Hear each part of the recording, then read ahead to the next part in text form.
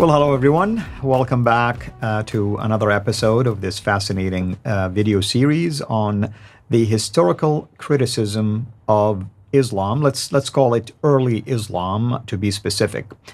And if you've been tracking with us, you've noticed that we have really highlighted a number of problems, at least related to what we call the standard Islamic narrative. We focused on the problem with the sources itself.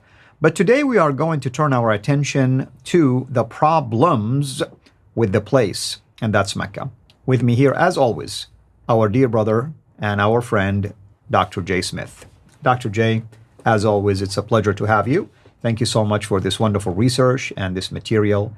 And obviously, we want to encourage Muslims to first hear you out, hear the material, investigate it if necessary, before they jump into any conclusions, meaning making accusations against you or against me as if we are trying just to get views, or just say things that are not substantiated. For instance, right now, you're going to talk about the problem with the place.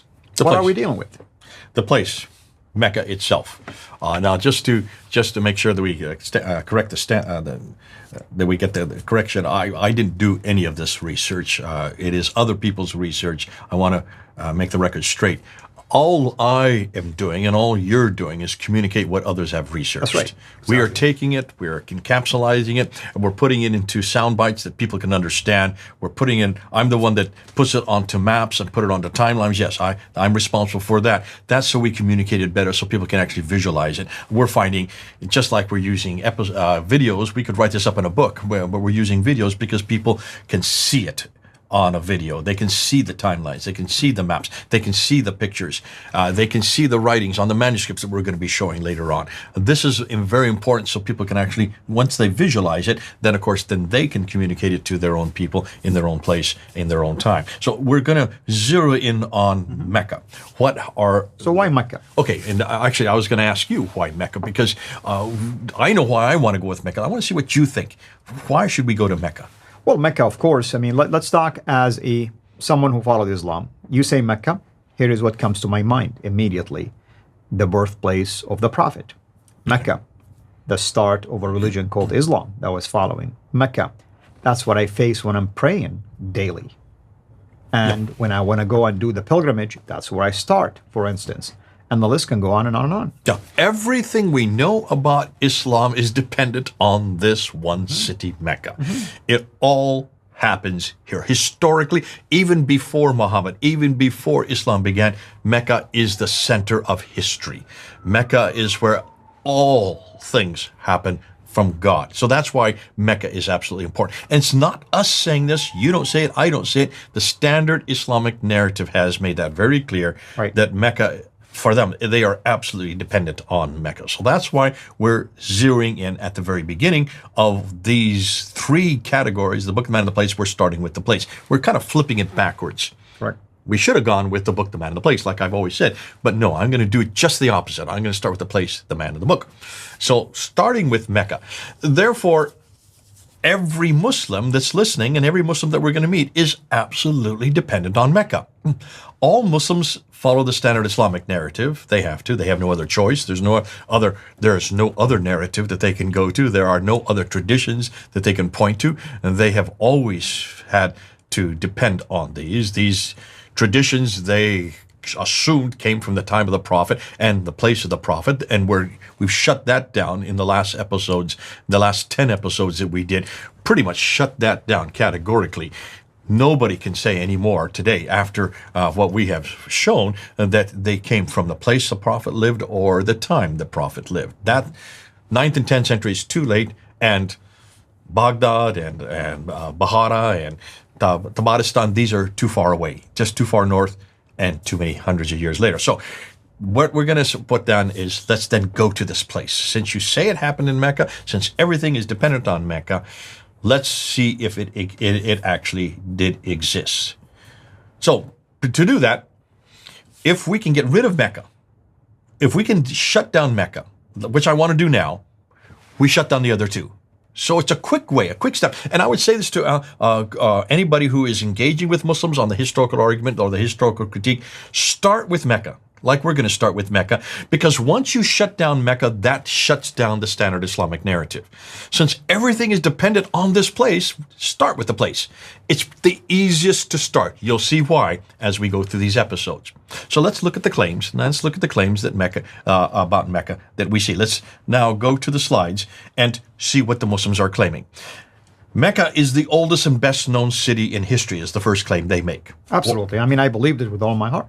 Why? It was the center of basically trade, for instance. No, before that, why is it the best known, the oldest? I mean, we're taking it all the way back, like you said, to the days of Adam and Eve. So I mean, Adam and Eve were living in Mecca. right? Can you get anybody earlier than Adam and Eve? Now these are the first two couple, basically. The first two. I mean, The first man, the first woman. Yeah. So there's no one earlier than Adam and Eve. If both Adam and Eve lived there, according to the traditions, according to the Quran, chapter 7, verse 24 stipulates that Adam and Eve were thrown out of the Garden of Eden. That is way up in Right. space. And they were thrown down to where? Well, you go to the traditions and they say very clearly that Adam was thrown down to Sri Lanka, which is just south of India, that little island south of India. Today, it used to be called Ceylon. And Eve was thrown down to Mecca. And then Adam suddenly just stands up. He's 90 feet tall, and he just starts striding, boom, boom, boom, boom, boom, and just strides up all the way from Sri Lanka all the way up to Mecca. Now, To again, the Arafat. traditions say this. Yeah, to Arafat, the Mount Arafat, which means that's where they reunite. Really nice. Here's a picture of Arafat. We were going to put that up there, but this is the idea. The Arafat. You've been to Arafat. You've seen it. Yeah. I mean, if you do the pilgrimage, you have to go through it. You have to go. It's one of the 5 stages on the Hajj. So here is Mecca, Adam and Eve. Nothing earlier than that. There cannot be any habitation earlier than that, because in order to have an habitation, you have to have people. In order to have people, you have to have a man and a woman. The first start, Adam and Eve. So it's the oldest, right? It's the oldest. Now, we also see from that it is also where Abraham lived. Right. Why is that important? Well, I mean, here's the story. Abraham, as you know, the story of Abraham and Sarah and Hagar.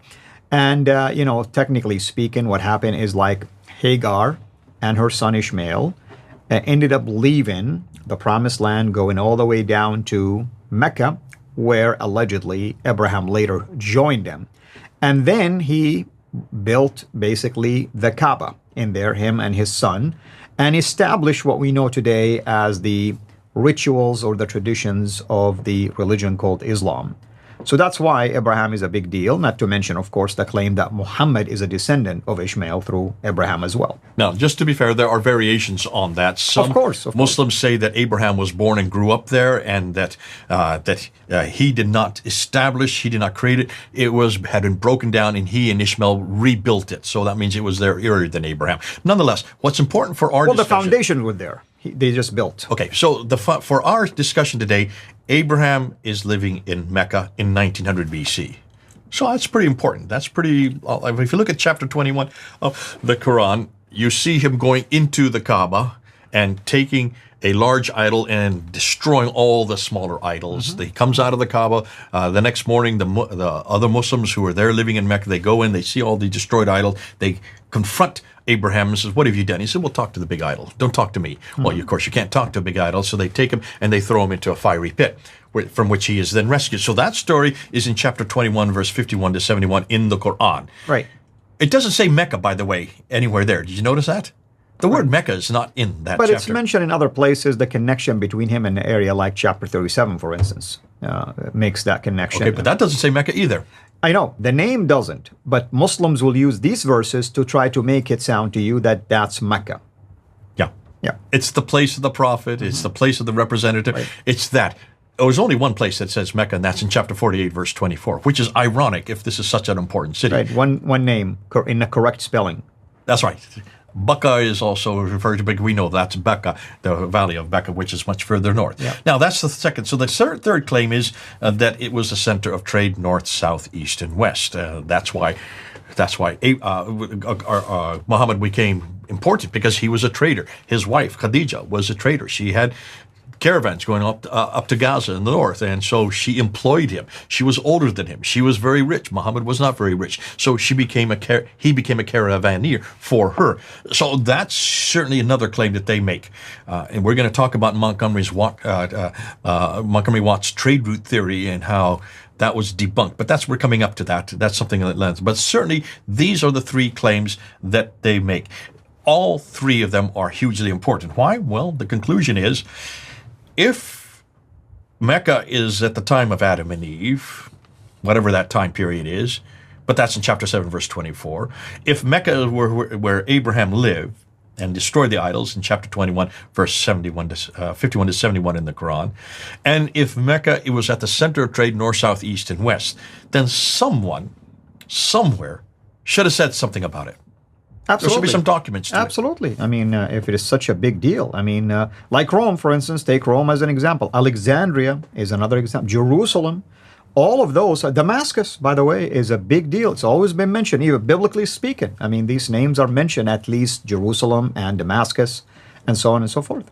So I would expect, I mean, listen, talking to Muslims, is it too difficult to demand that if this is a city that has existed since the beginning of mankind, this is a city that existed since 1900 BC, this is a city that was at the center of trade, north, south, east, and west, shouldn't someone have known about it? Shouldn't there be some reference to it?